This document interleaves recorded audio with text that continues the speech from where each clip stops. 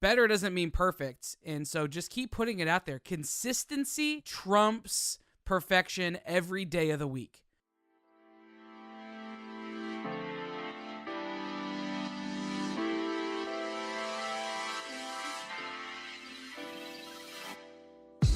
What's going on? You're listening to episode 62 of the Perspective Podcast, and I'm your host, Scotty.D.Russell of Perspective Collective. This show is about carving out time to build something for yourself and being open to seeing things from a different perspective. I want to share what is and isn't working for me, along with sharing my guest point of view.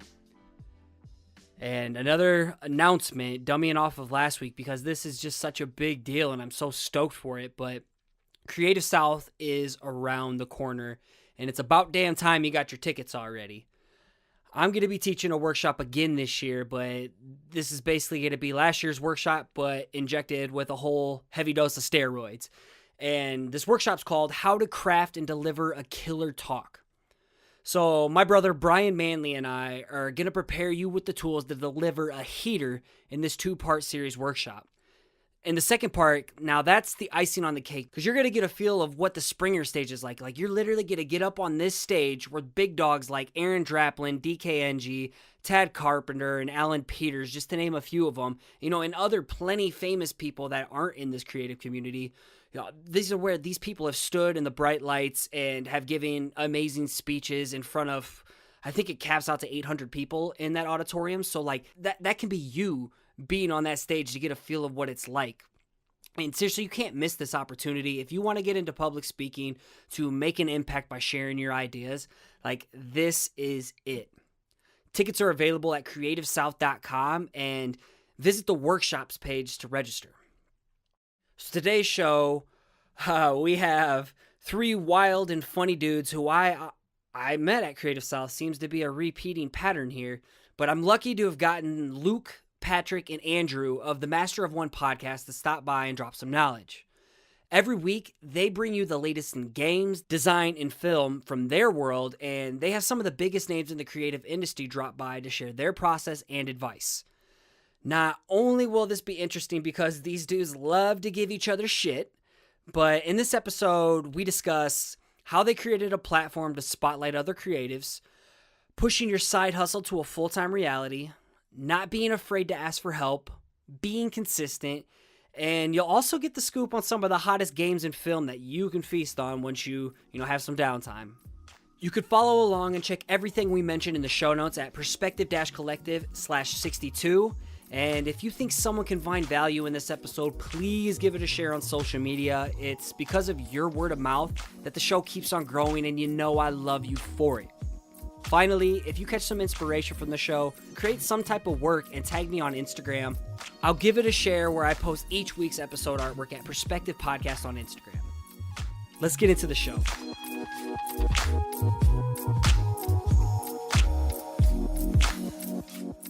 What's going on? Today I'm joined by the 3 amigos, Patrick, Luke, and Andrew of the Master of One podcast. Thank you so much for jumping on my show for a change. How are you guys doing on this cold, toasty evening?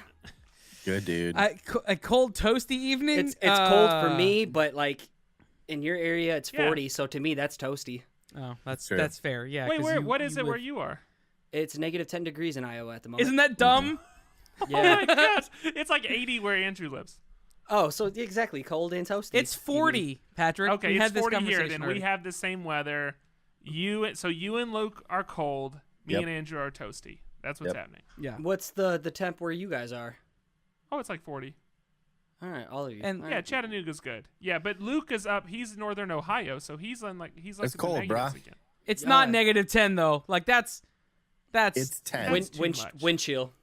That's nuts, dude. All right. Yeah, and it just dumped a ton of snow today, so I had a snow day basically. Didn't have to go to work. It's been great. Yeah. You get snow days? I mean, I have shut down from the day job, so I get like a week and a half off. Oh yeah, Nice. that's good. I That's know. good. Yeah, perks of the day job. But anyway, I stole this one from you guys, and you gave me permission, and That's I make sure I credit you guys, but give the listeners a brief Wikipedia page summary about yourselves and the mastery of each one of your niches. And let's start with Luke. Okay. Interesting choice.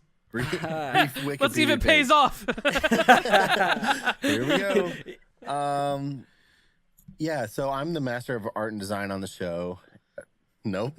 Toys and games. I had art and design tonight. That's the bad part. I'm almost an audio wizard, remember? Yeah. Oh my gosh. That's fine. Oh, After 3 man, years, please, he almost hey, knows what the send show us- is about. Make sure you send us that audio bit so that we can play that on our show, because that's amazing. Yeah, because it'll make it to our show. Who edits the show? That's a good point. So, Luke, do you want me to start with Andrew? Yeah. Why don't you start with Andrew, that master Nope. of art and design? No, man, no. I got to you hear how got this Luke. thing finishes out. All No, right, it's Luke, fine. you're up again. Yeah, I'm back. All right, so toys and games is what I do.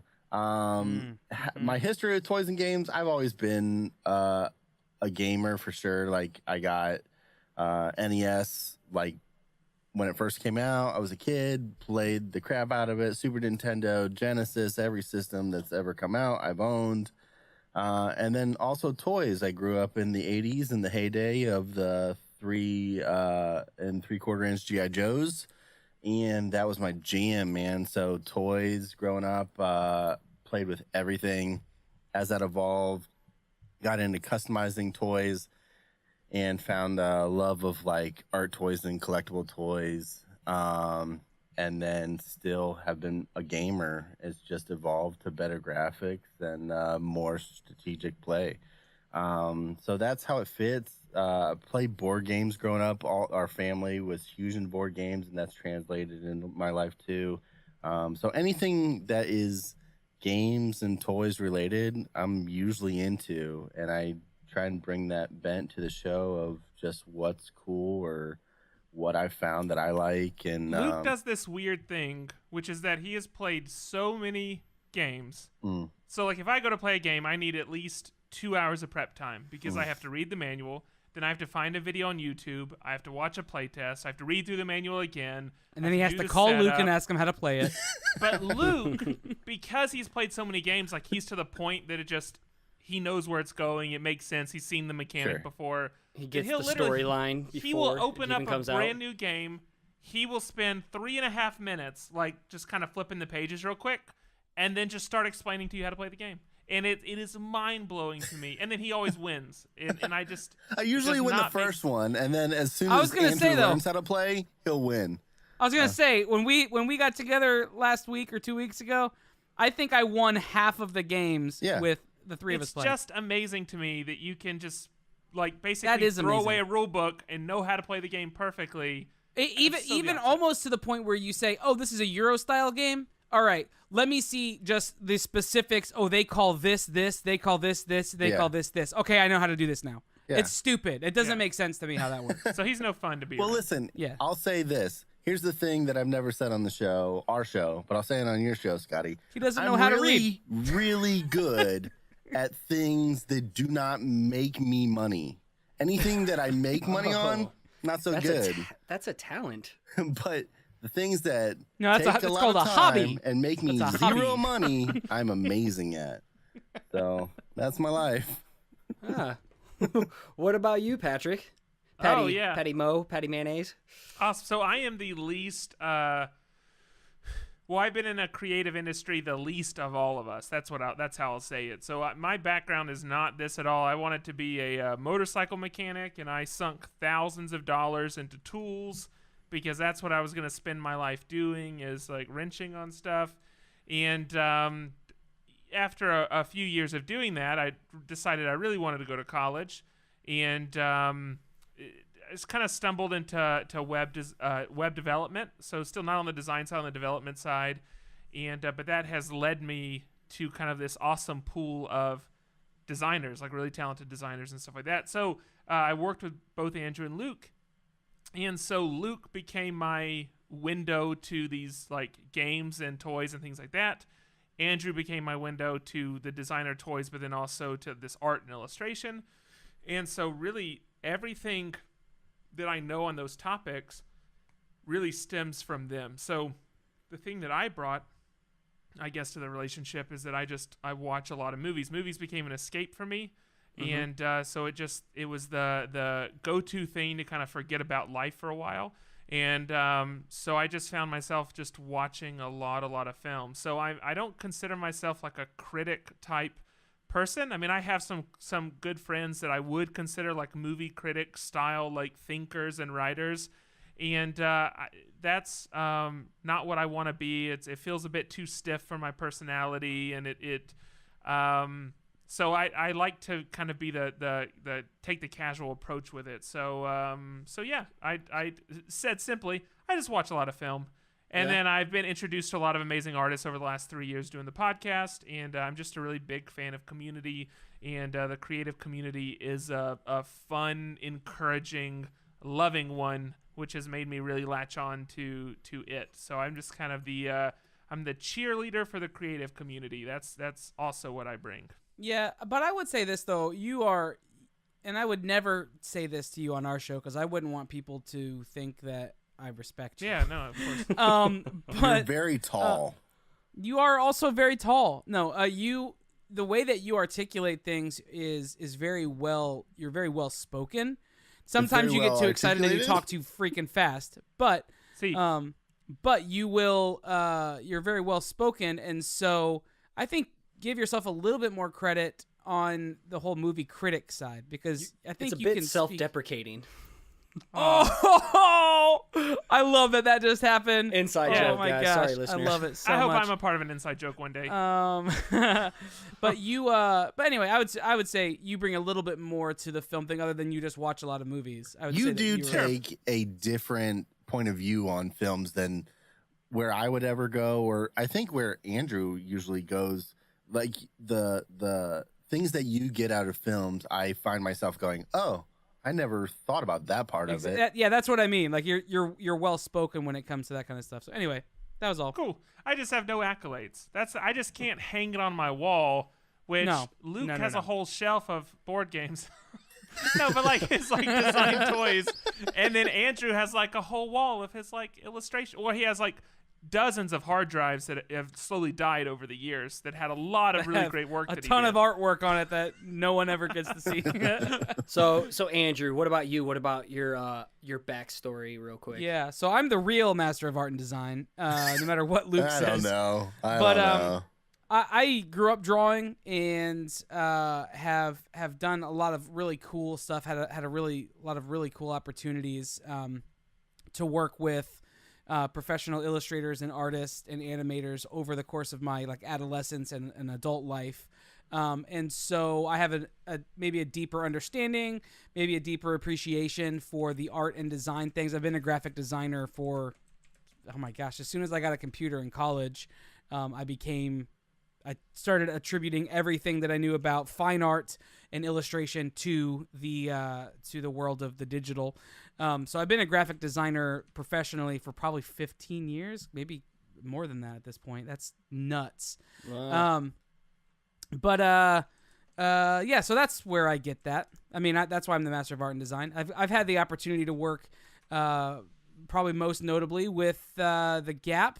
I did a shirt for The Gap that then got picked up and has been featured in Times Square. It's been featured on a couple TV shows, maybe most notably Big Bang Theory. It's like a regular shirt. I've heard of that before.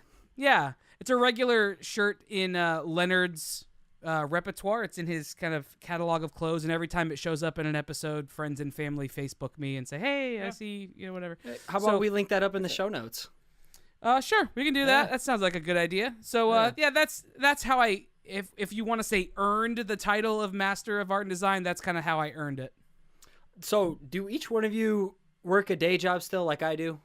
Oh, Yes. yeah, absolutely. Oh, Yeah. Yeah. Okay. That's another reason why I kind of like gravitated towards you guys, because you put in the grind. You know how much work goes into a podcast. I'm not sure if you all do freelance too, but I mean, I definitely respect what you do outside of the day job. Or what do you guys each do for a day job? Like Andrew, are you graphic design by day? Yeah, I do graphic design and like communications director. That's all. Like marketing stuff. Yeah. And then I'm a web developer, but as kind of my Full stack or front end or? Well, primarily front end, because I do have I care about like, or I details are exciting to me, like and that I care about, to the pixel type of stuff where maybe like your typical back-end guy isn't very concerned. Yeah. But as my job progresses, it's more into, my work becomes less writing code and it becomes more relationship management and strategic thinking. It's kind of like how it progresses over time. So I enjoy development, but I'm actually pretty pumped to do less of it in my day job so I can go back to kind of being the fun thing on the side, For sure. What about you, Luke? I am a photographer and videographer. So I do advertising photography and advertising corporate video, that kind of stuff. Well, it's cool what I'm learning, that with the day jobs, we all get this opportunity to take these things that, kind of bring in a paycheck for us, but we also can take those skills and you can use them within your podcast. Like, do you run your website? Patrick? Oh, yeah. I mean, so the only thing that we don't handle is our hosting. Any of our hosting for our episodes, that's all through Simplecast, and then all of our scheduling, it's not like we're going to go build a product to manage our scheduling, so that's through Calendly. But when it comes to like the website, or when we do these like one-off one-pagers, I build all that kind of stuff and maintain it. Andrew's doing all of the artwork, both the like episode artwork that you would see, but even things like, let's say we're sending off a proposal to a company, he's going to do the letterhead for it or whatever that is. And then Luke does all of our... I love that you just say that I do the letterhead for it. I mean, I don't know what it's called. That's not my world. I do all the typesetting for anything that we do. I wouldn't say so I just for create instance, a letterhead, stationery maybe. for us. Yeah, we have He's in these charge nice, of the envelopes. We have these branded sticky notes that he did, and they're really, really nice. And then Luke does, basically anything that's tech-related audio or video. So he does our editing and then manages, basically he runs the whole YouTube feed, so all the video editing and everything that goes into that. That's one of those things that I have enough knowledge on the audio side that if Luke was to die in like a horrific accident tomorrow, we would be covered. Just dies in any other... just like he maybe ate a little bit more than he should have. Yeah, it could just be a normal accident, just like a happenstance. Yeah, I don't know why he has to die in like chicken bone or something. If he dies in a normal something. If he dies in a normal accident, Patrick is up a creek. But if he dies in some nasty, gnarly, kind of crazy happenstance, Patrick's got it under control. But if something was to happen to Luke, our video would just die. Because with him. Yeah, he's got that totally under control. So. This got grim. Assuming he dies. No, but I guess it depends on if you're Luke in the story or not. Well, aren't we all dying in a sense? Someone told me that. Someone is putting some serious perspective on this. Yeah. Let's collect that.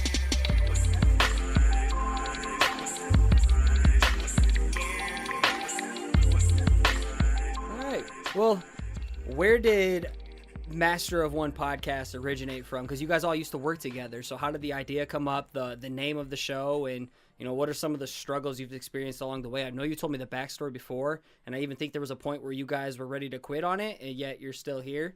I'd love to hear some of the backstory about that, and whoever I did wants quit, to chime absolutely. in. So I've quit the show. Has it been twice or just once? I mean, one time you legitimately quit. Like, you were done, and we reformatted it, and then you came back for some reason. Yeah, exactly. So basically the idea is that we all work together, and I was familiar. So Andrew had done a podcast in the past before, and then I was familiar with it because my brother-in-law was doing 3 or 4 every week, and he had invited me on to a couple of his shows, and then he lost one of his co-hosts, and he had kind of invited me onto that. So that was where I was kind of dipping my feet into the water. And then again at work, the three of us, we just hung out all the time. We always ate lunch together, and there was this break room that we'd go in, and we would sit and we would talk about kind of whatever was going on. And it typically centered around a game, a toy, an artist, a film. And over time, people started kind of like making sure they were eating lunch with us so they could hear our conversation type thing. And so we started to kind of develop this little crowd just, in this small like office space. And I guess we had the thought of, hey, maybe other people would like to hear us too. We enjoy it and they seem to like it, so maybe more people would. So a bit narcissistic maybe, but we decided to again, I had a little bit of experience in podcasting. Andrew had a bit, so we brought that together, and we just took an evening where the three of us went, and we sat down in a coffee shop for, I don't know, like 5 hours or something, and we just said, we shut it down, that's for sure. Yeah, if we're gonna do this, then how would we actually do it? So what's the show? What's the hook? What's the premise? What's the format look like? How do we switch this up? How do we make this interesting? But how do we get to the point? What's the episode length?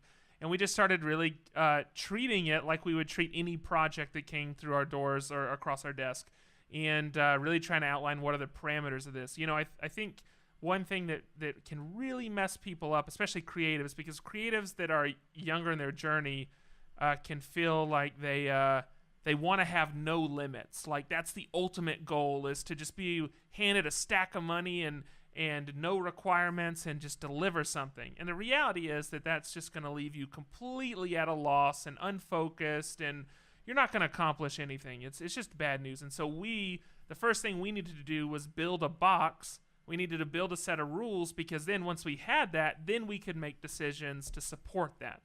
Mm-hmm. And so we took an evening, we did that. Andrew kind of dove into branding. Probably too soon, but it's something that kind of gets you excited and kind of lights the fire, because there's a tangible thing in front of you. And man, I think within the span of a week, we had something. I mean, can I jump in for like a half a second? Because sure. I don't think it's too soon in the sense that we divvied up the responsibilities. Sure. If one person was trying to start this thing, so like Scott, has the Perspective Collective always been just you? Yeah.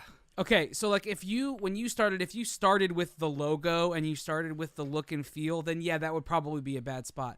But that's exactly what I did. Good one, Andrew. Listen, I'm just telling you what I think, right? So here's my perspective.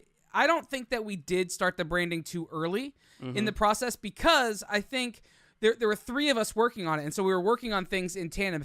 If you were doing this just on your own, I could totally understand starting with the logo maybe isn't the best place to start, because there's so much other stuff you have to work on, like format and content curation and whatever it is that you want to actually try to achieve with the show. Now, we have three of us, and we were working on all of that stuff at the same time, so I don't think we did, like the fact that we started from scratch and within a week we were able to start and record and do something with an actual intentionality to it, I think says that it wasn't too soon. That's all I was saying. So, and to clarify, because I'm in this world now where I'm seeing like these high level processes, and process gets talked about all the time. It is just a horse that is beaten to death, and people feel very strongly about the right way to go about things, and it seems like more and more that, if we're not 6 weeks in the project, we can't even think about branding yet. And I don't know, I guess I was highlighting that I think that's by best standards it was the wrong move, but the reality is that it's just a very exciting thing you can get behind, that when you have that, again, it's like it's not as abstract momentum anymore. It's like a little milestone in a sense. It was great. So it was very, very quick. Within a week we were moving, and so that's the other thing we started. If we waited till everything was perfect, we probably would have never started the podcast to start with. So don't get me wrong, we were very, very intentional. We were doing things at as high a level as we knew how at the time, but I'm also glad that we had a bent towards action as opposed to perfection. Now, as far as problems along the way, the show's changed. I mean, 50 episodes in, we changed the format completely. We changed the launch day. We changed the branding. Changed the length of it. We split it to 2 episodes really shortly after that. How many episodes were you doing before? And did you have a queue when you went into it? How do you mean queue? Like a queue of episodes built up. Oh, no. A queue, like that queue. No, that would have been the smart thing to do. No, I didn't either. So no, we so initially we were doing 1 episode, but the problem is this episode would go on forever. It'd be like we would talk for like an hour and a half or 2 hours, or it's crazy. And the other thing is, initially we didn't think we would get guests. We just thought that we would talk to each other, and then over the course of, who knows, maybe like 5 years from now, we'll get to talk to someone really important. Well, then I think episode 13 we had our first guest, and then by episode 30 it started becoming just a common occurrence, and now we talk to a guest every week. And so what we decided to do is, instead of trying to get a guest to hang around for an hour and a half long episode, let's split it. Let's do the guest portion by themselves. That better respects their time. And also, someone going into an episode, they don't have to try to fast forward or kind of contend with waiting through whatever. The episodes are more purposeful. Like, this is more clearly about this topic. This is more clearly about this topic. So it's tough because you feel married to something. Like, once you start anything, especially because what I'm talking about, 50 episodes when you're releasing one a week, that's obviously the better part of a year. And so we felt very married to it because of that. And it was a very tough thing to change it, because given where we started and where we were, we felt like we were experiencing success, and you don't want to like mess that up. And so, but thankfully we did. And now we've experienced, I think, more success because of that. So, yeah, you guys are killing it, man. It's been awesome to see. I think I discovered you guys a couple years back at my first Creative South, and I'm just like, holy crap, these dudes look legit. So I kind of like stayed away for a little bit. And then, what was it, 2 years ago, we finally like linked up, and then this last year we finally made it happen. So no, yeah, and I think that's why you didn't come over, because you were scared of us. Oh, that's Andrew was wearing you were wearing that tuxedo, which I can understand is off. Well, yeah, but that's just a power move. I didn't think that it would affect somebody. Well, I don't like being on camera. I don't like video. I don't like the sound of my voice. So I tried to stay away from anybody who had any type of anything. But you were speaking. You were a speaker that year. Not the first year. Not the first year. First year. Weren't you guys there 3 years ago? Just no, 2 years ago? Man. 2 years ago. 2 years ago. 2 years. And you were a speaker. So that was my second talk, man. I didn't know what the hell I was doing. I got Mike Jones hit me up like 3 weeks before. So yeah, and I just given my first talk was like maybe 2 weeks before that. So dude, you killed it for your second talk. That's impressive. Was your workshop was last year? Workshop was last year. Mm-hmm. Oh, okay. Yep. Because that was kind of my first introduction to you. I think was my wife was in your workshop. Yeah.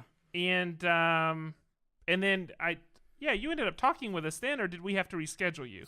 We had to reschedule. You guys convinced me to sign up for the hot seat, and then you guys were just backed up, and so like I went back and listened to said Funches talk, and then you scheduled me for a Sandbox episode. That's right. Yeah. So anyway, so that's just as far as the difficulty along the way, because I know that was in your question. It just being willing to change. That's been about it. Yeah, I quit, but I came back, and otherwise, I think it's been very helpful that we've had 3 people. Because it's less likely you're going to make a bad decision when you're fighting it out with 3 people, where if it's just like one person, like if I always got to make the decision I wanted to make, then this thing would have burst into flames a long time ago. And same for Luke and Andrew. So that balance of being able to fight it out with 3 people has been super helpful. How many years have you guys been doing this now?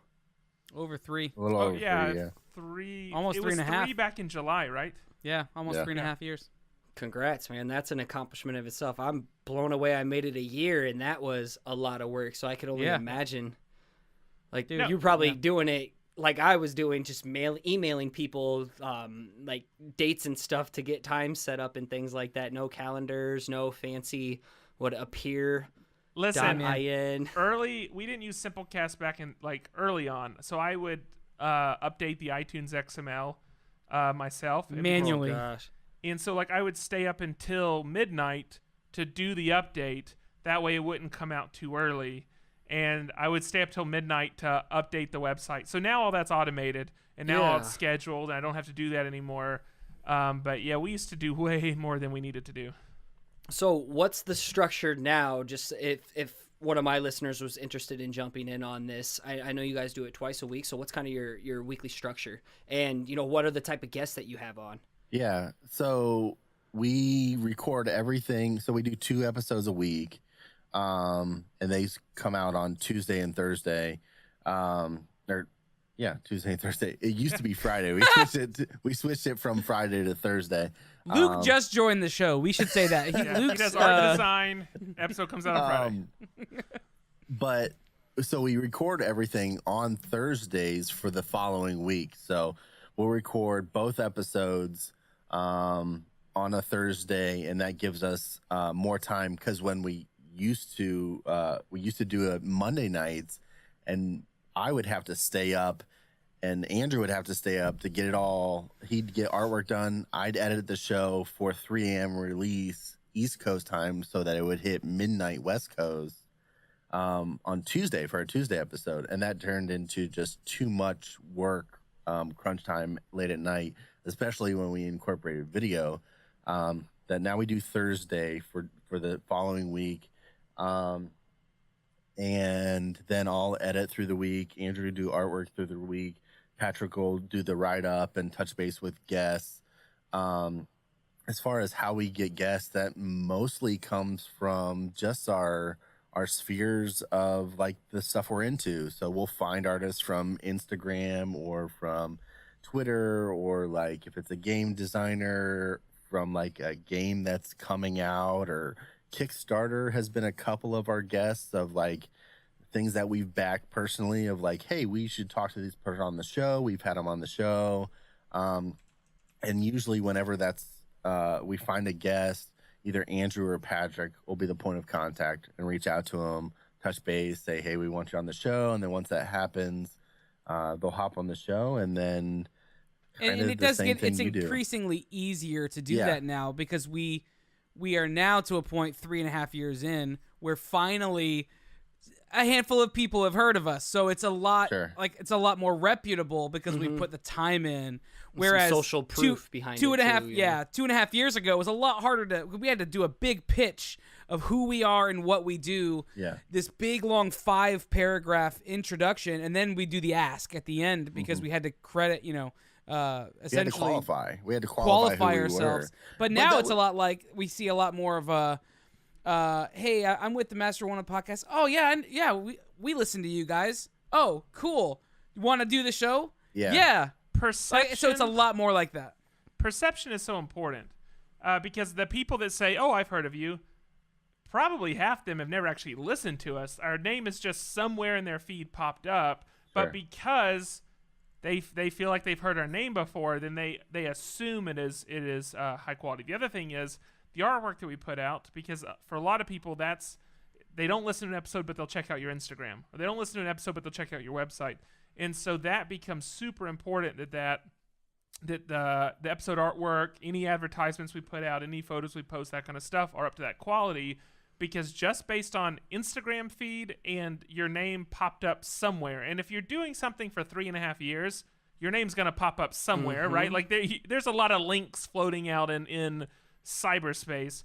And so so there's definitely a big perception. Or the internet. Yeah, the internet. So the interwebs. There's definitely a perception that people apply to us, which is great. So I like to say that, and this is just stolen from someone else way more famous, that no one will ever take you eat. Yeah, more seriously than you take yourself. So we make sure that we treat it like it's a big deal with whoever we're talking to, whatever we're posting. Like we just totally live into this thing we've constructed. And then again, over time, just the time of it all, and it kind of builds your credibility, even if they've never heard an episode, which is probably pretty difficult.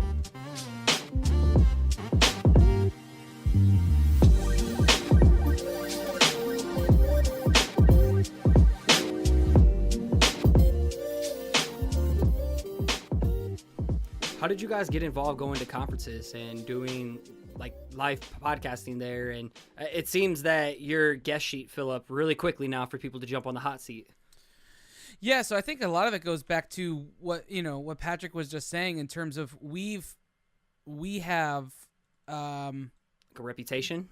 We've got a reputation, and the reputation is built on the amount of work we've put into it, and we have a lot, earlier on we had to really kind of pedal ourselves a little bit more, but we've also shifted a perspective a little bit and shifted the purpose of what we do at events.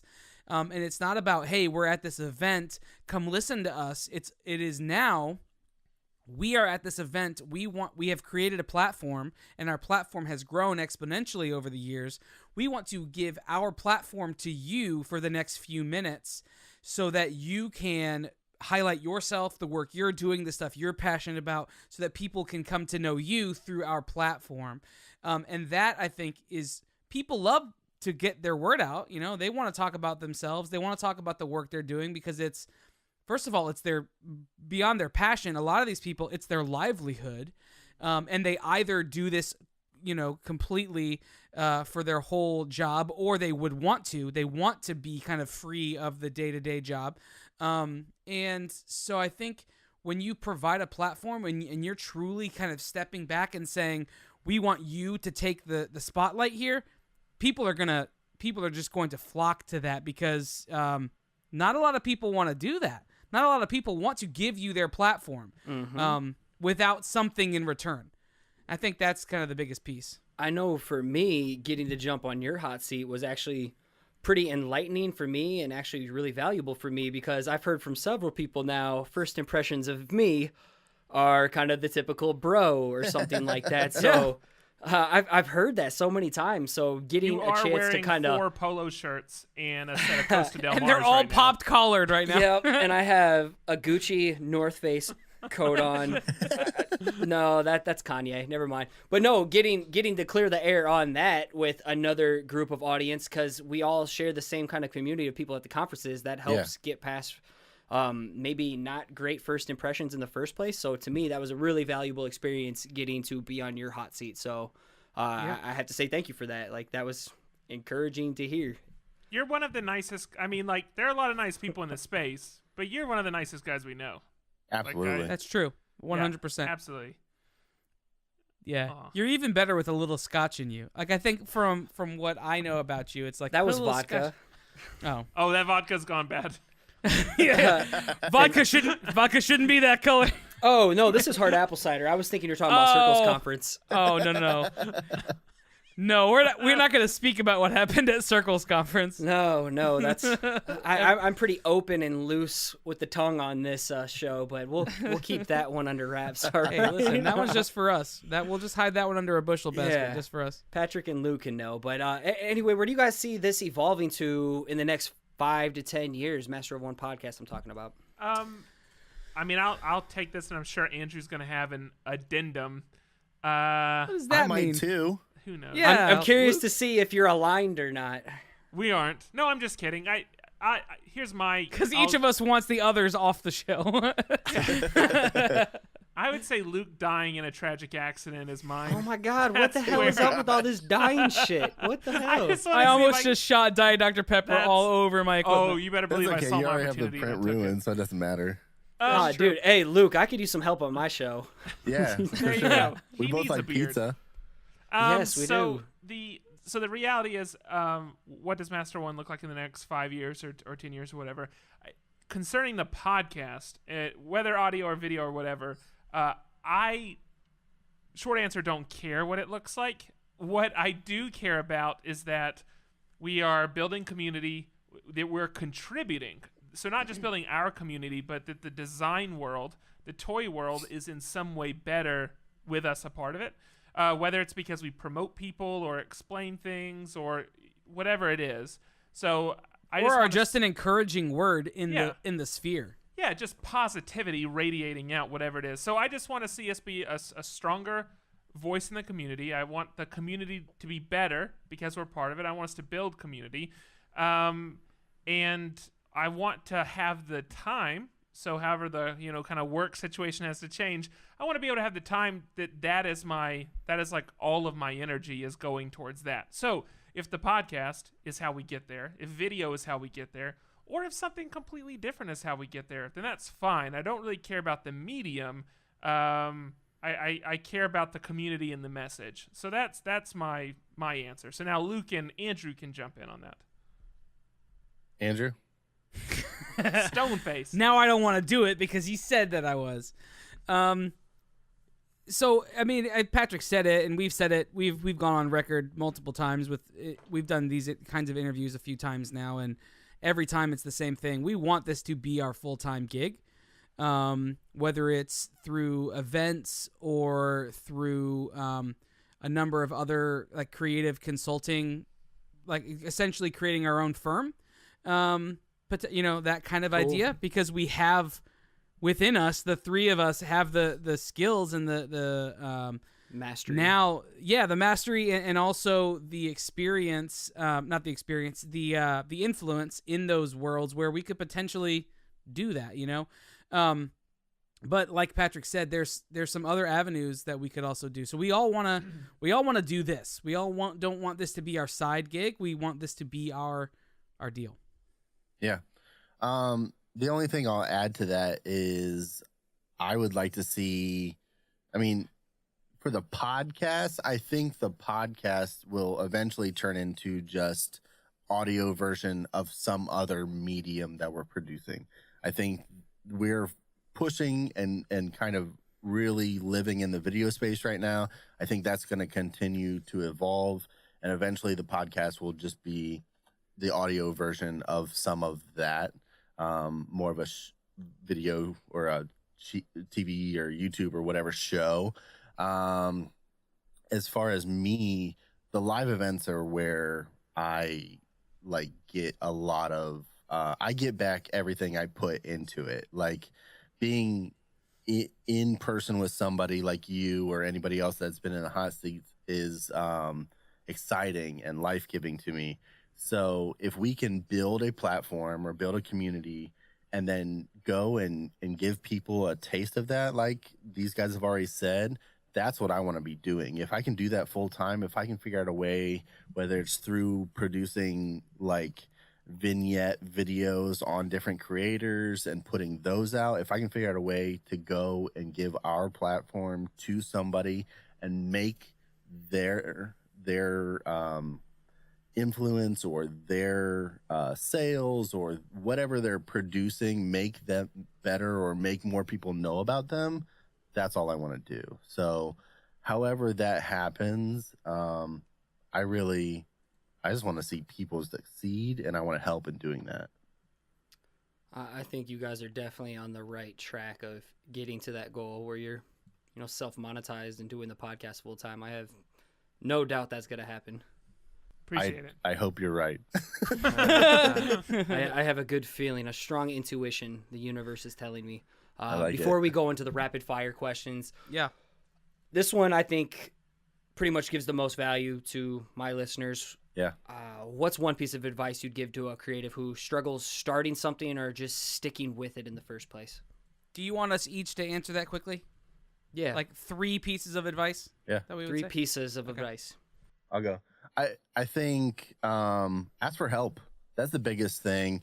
Like for starting or sticking with it. So if for instance, a podcast, if you want to start a podcast, the only reason the 3 of us are still doing this one is because it's 3 of us. It's not one person. I think, at least for me, if it was just me, I would have stopped into maybe year 2. But if you're having problems keeping with it or trying to make it new again, ask help from your community. There's people that can give insight or give their opinions on listening to whatever you're doing or whatever you're producing that can help you get past that rut. So ask for help. And then if you don't know how to do something that you need to do, whether it's like editing or making artwork or whatever, ask for help. That's the thing. Don't be too proud to ask for help. So I think mine's going to go back to something that Patrick said earlier, and it's a lesson that we learned from several people, but specifically there was an episode we had with JP Boneyard, who is the guy who heads up the National Poster Retrospecticus, and he does the 59 parks, the 59 Park series. And he said this idea of perfect is the enemy of great. And Patrick alluded to it earlier. Like if we hadn't just started, if we had waited for it to be perfect, if we had waited for all the stars to align before we did something, a lot of people say just start. And that's kind of the reality of that. You can achieve greatness, but you can't start. You can't start with perfection. Like no one ever starts with perfection. So you'll just constantly be waiting. And, just strive. You can strive for perfection, and we always want to do, like, our level of excellence rises and rises and rises, and believe it or not, we are our own worst critics, even on the show. We want ourselves to be better. We want ourselves to look better, sound better, be better. But better doesn't mean perfect. And so just keep putting it out there. Consistency trumps perfection every day of the week. Keep putting content out there. It will eventually and inevitably get better if you want it to be. So perfect is the enemy of great, man. Just start doing something. So, by the way, I think I agree with both of those, but I think that just asking, especially, you made the comment of like getting over, like, don't be too proud. But I would just say for the people that are fearful, asking is super important. So anyway, I have a couple quick comments. One is that in line with what you just said, Andrew, Dustin Lee is very big about just start something and then get people's opinions after the fact. Don't wait till you think it's perfect. So I feel like I always pair the advice from Boneyard with Dustin Lee for whatever reason. Sure. Yeah. The one that I would add is that especially if you're doing something consistently, so thinking in terms of podcast or video casting, or I'm going to put out tutorials or something like that, it is going to suck at some point. It's going to feel really like you're just going to have a moment where you want to go do something with a friend, or you're going to wake up and it's going to be 1 o'clock in the morning and you're going to be like, oh crap, I never made that thing I'm supposed to put out at 8 a.m. or you just don't feel inspired. You're absolutely going to have that moment. And it might be 3 months before it happens, or 6 months. You might make it a year and a half in. I can't say enough. Do not give in to that. Don't set that standard for yourself. What I would tell anybody is once you decide to do something, you need to set a time frame for it. So you need to commit, whether it's 6 months, a year, 2 years, whatever it is, set a time frame, and then apply some branding or structure to it. So make it official, set a time frame, and don't budge from that. So iterate within that, try to make it better, work on making it better. But even if you realize 3 weeks in that this is just a pile of garbage, if you committed for 6 months, stick it out for 6 months. Mm-hmm. And I think that if you're able to do that, if you're able to have that type of just personal discipline, and in that process, again, work on it, try to make it better, treat it like it's a big deal. That's not only going to, that's going to help you a lot in personal projects, but that's going to carry over to when you're working on that client and you don't feel inspired anymore, or you've stared at that design so many days and suddenly you think the thing you made is ugly and you don't want to keep working on it, or whatever it is. That discipline is going to help in all those areas. So just expect that it's going to suck, and get over it, and take care of it anyway. Yeah. Damn, that's gold, guys. Good work. You got me feeling pumped over here. Do it. Awesome. You know, I think it's those pecs that got you feeling pumped. That's what it is. God. Or the fact that you're sitting there pumping the whole time we're talking. Yeah, That's the fact that you've been doing chin-ups since we started this record, I think, is probably... You guys are so good at making me feel uncomfortable. Welcome to my world.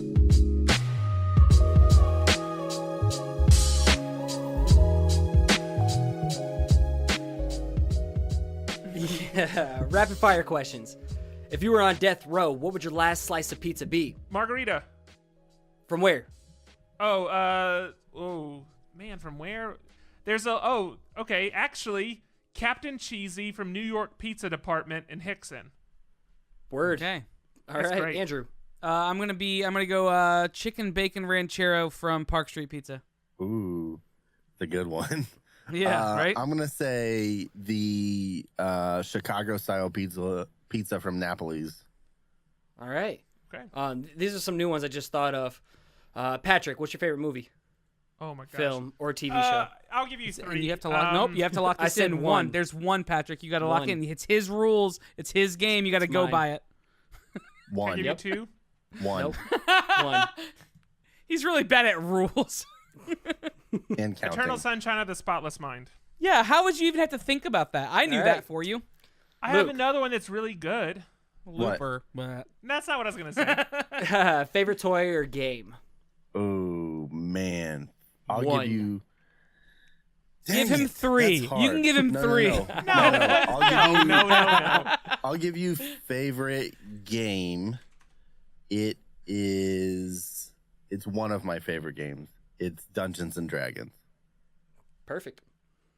Andrew, who's your favorite artist or designer? Favorite artist? Holy crap! I know that's gonna be a tough one. Come on, Just it's one. a no-brainer. You can do 3. Duh. I'm It's just no kidding. It's not a no-brainer. I'm just kidding.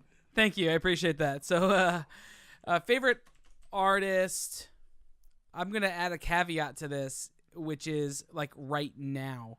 No, I'm not gonna do that. I'm gonna do favorite artist, and this is gonna be a little bit of a shocker. I'll stop qualifying it now. Norman Rockwell. Oh, nice. Good one. All right. Okay. I wasn't expecting Patrick is searching Norman Rockwell. He doesn't know who Norman Rockwell is. Don't worry about Ladies it. and gentlemen, he is typing into his Google search Norman Rockwell. feel Are you so freaking old. kidding me? Guys, let me just be me. Oh my gosh. Don't be you. Oh my word. Norman Rock. Did you find him? Yeah, no, I'm looking through Andrew's stuff right now. It's really terrible. Go ahead. What were you saying? What program would you live in each day if you had an opportunity to? Luke. Oh man. Premiere. Premiere, easy. Okay. Yeah. Andrew. Illustrator. My man. Awesome. I don't know. I feel like I only ever use one I use Sublime all the freaking time, and anybody that says Atom is better, no, it's not.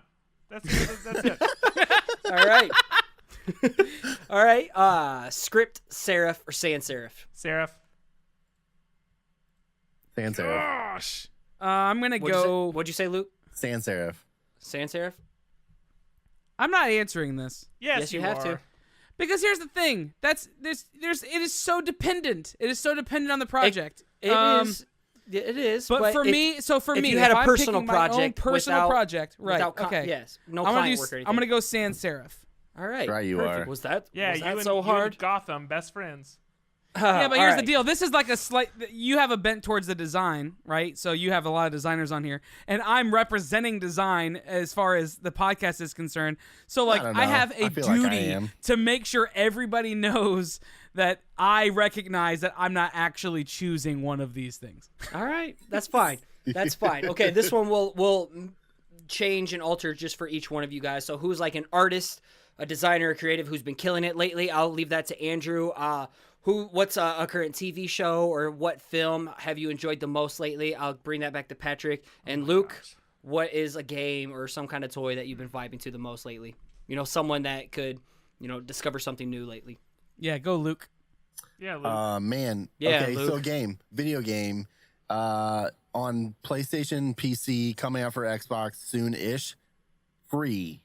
Paragon. It's a MOBA, third-person MOBA, 5-man team game. It's awesome and it's free. So jump in, play some games. Word. Andrew. Someone who's been killing it lately, an artist or designer who's been killing it lately. I would say, oh my gosh, I hate this question so bad. I'm gonna say Kevin Wilson. He's not new to the game, but he's new enough to the game that not a lot of people know who he That is. dude is so but they good. know his moniker, Ape Meets Girl. His work Perfect. is stellar, Stupid. and he put so much care and attention into doing a lot of his pieces have Easter eggs in them. So like he just released this Gremlins piece in conjunction with Hero Complex It's Gallery amazing. for New York Comic Con. It had over 90 Easter eggs to pop culture TV and film from like the 80s and 90s. It's beautiful. It's just a beautiful piece. Sure, put them in the show notes. Patrick. So this is tough. Who's actually killing it in the film industry is probably Disney, since they're about to own all of it. The film industry. Since Is they're there gonna own- is there a favorite film or TV show that I you're think from vibing to the most? 2017 for TV, Handmaid's Tale was probably my best series. I think that actually topped the latest season of Game of Thrones for me. Which is, I love Game of Thrones, don't get me wrong, but it was kind of a weak season maybe. So Handmaid's Tale is what I'm most excited about for next year, especially since we won't see Game of Thrones till 2019 anyway. And then as far as movie, there were a lot of really good ones. So I think that some highlight for me would probably, I was a big fan of Dunkirk this year. And You just I was a said big one fan to of- us the last couple weeks. Huh? You said one to us the last couple weeks, or at least me. You said Which Lady one? Bird. Lady Bird was probably the most recent one that I've seen that'll probably be in some award contention. But have you seen Lady Bird yet? No, Has anyone here seen Lady Bird? I don't think so. So No, after I heard your recommendation of it, I'm like, I probably won't like that. yeah, the quickest way I know how to this is supposed to be You rapid thought fire. it was but about Lady Bird Johnson, though. That's true. That's you did, yes. The quickest way I know how to explain it is that however you feel like high school was, like whatever you remember high school being, if you watch Lady Bird, it will epitomize it better and more than even you can remember it. Like just watching the film, it just feels so real and like true to that time and like kind of those struggles when you're a senior moving into like. To be fair, though, Patrick was homeschooled. So Yeah. But like, yeah, it's actually a story about someone that has Stockholm syndrome. No, but it's just moving into like adulthood and trying to find like where you fit in the world. And it's just a great film and it's a really great performance by all those involved. And so Lady Bird's a really good one, but listen, it's end of the year, which means it's a win for film lovers because there's an awesome film. There's 2 every weekend that are absolutely worth seeing. So just go to a cinema and sit there for 8 hours and just watch as much as you can. Perfect. All right, as we wrap things up, what do you guys got coming up in the? I guess this would be out in the new year. Speaking in present, future tense, what do you guys got coming up on the horizon? I'm pretty sure you're teaching a workshop somewhere. we are Yeah. teaching a workshop at Creative South this year. This is the first that we're Yeah. telling people about that. What we not haven't announced to it do on our when you channel yet. podcast. Yeah. So this Everything will have we to be do. blurred out. This will have to be blurred out until we announce it on our show. No. Yeah. So, so go ahead, Andrew. well, I mean, I feel like just go now. You've already broken my train of thought. Well, what I was gonna Well, I say was is gonna say- we We have have a lot a lot of of amazing things things planned that we can't tell planned. anybody about because they're in their infancy. That sounds like Yes. such a cop out. Like the podcast is going to continue the way it is. You're going to get at least 2 episodes a week. We're going to be at Creative South. There's a couple Just other. expect a lot more content coming in the new year. yes. Yeah, You there's- haven't even announced about your workshop publicly. How are people supposed to We like have- we start haven't jumping on even- tickets? We haven't even like written up the description. Like it's going to be about podcasting certainly, but like we haven't even taken the time to like Listen, put it together for listen. us. That's not for like 3 more months. We're fine. It's fine. Everything's fine. Yeah. I'm teaching a workshop there too, so now we're competing for. We all started a Actually- podcast in 5 hours. We have time. Yeah, we have so much time. Actually, we need you to tell us how to put together a workshop. Yeah, So can after you help this us? is done, Yeah. if you could consult with us for a little bit, that would be helpful. No, we have a couple of really big things that hopefully by March, April, you'll start hearing about. It's just too soon. Actually, you're gonna hear about it way sooner because we do want to talk to you about some of that. Oh stuff. yeah, actually, you'll hear about it way sooner. But You're yeah. on you're on our list of people to talk to. So listen to the podcast, m1podcast.com, iTunes M1 Podcast, Stitcher, Google Play, maybe somewhere else very soon. Spotify. Theoretically. YouTube, Uh, M1 Podcast. I love that you just glazed over that, Patrick. It's looking good. So anyway, yeah. So just go find us, and then you'll hear about it when we get there. Well, you just kind of took the words out of my mouth. I was going to ask, where can people find you online? I mean, you kind of just said Yeah. it, and you also have a Perspective Slack Collective group. at Perspective Collective. No, this isn't about me. Okay. Yeah, No, we you have got a Slack Slack, channel. right? Yeah. So mf1podcast.com/Slack, and you can join our Slack and talk to tons of people, creatives in there every day, talking about everything. Here's the best part about that Slack community, and we didn't even talk about it. I'm like actually ashamed we didn't talk about the Slack community during Sorry, this guys. conversation. But the people who are in the community, it is such a wide variety. It goes everywhere from like people who are just starting off in the design world and the creative industry in general, like Patrick. to people who to the Kevin people Wilson, Eight Meets Girl guests is that in we've there. had on the show. You know, Jared Mariama, Andrew Kolb, Gary Ham is in there. like these people who are industry leaders are in here in our Slack channel day in and day out, answering questions, offering encouragement, showing work, giving critique. It's a beautiful, Tom beautiful Whalen community. has an account. I don't think he's ever logged in. We'll see. I I like to imagine Yeah, that he's like Willsie's the in there. ultimate lurker. Yeah, he watches every day. Before I forget, how can people support the show? You can go to Tell other Patreon. people. Yeah, patreon.com/M1 podcast. Join and become a patron. You can give anywhere from $1 to, really, it's an unlimited amount, but let's call it $10,000. And If you give $10,000, Luke will come to your house and mow your lawn. and It's give true. you a haircut Twice. because, fun fact, here you go, everybody. Luke is a licensed beautician. That's not Yes. a joke. But yeah, and this costs money. You know, Scotty, that it costs money. We know that it costs money. We spend about $100 a month in hosting, email accounts, That's not to there with mention you, the man. thousands of dollars that we put into counseling each year after we do this stuff. Yeah, plus time. Plus time. And I know what our billable rates are, and we are in the red. Yeah, for sure. So any money from Patreon or the like is super helpful. What also tell other people. Like, Oh, yeah. if you want to give us money, absolutely, that's great. But the way that we would grow is by other people hearing about us.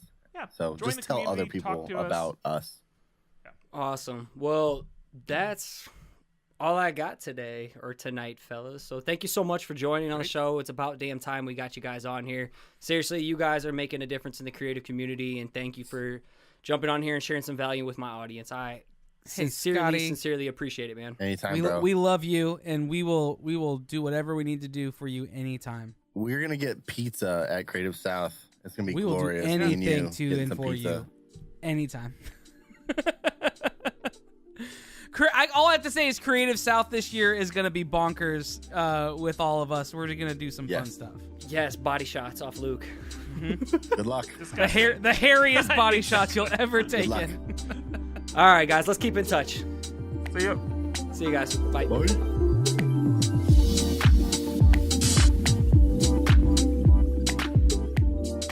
So there you have it. I hope you enjoyed it. Those dudes are so entertaining, and they're honestly just really, really good dudes who want to make a difference in the creative community. It's impressive, this platform that they're building. I know they have some exciting news to come out, I think, in the early portion of this year. So, just follow along with them. Definitely give their podcast a shout out, and just, give them a follow on those social media platforms.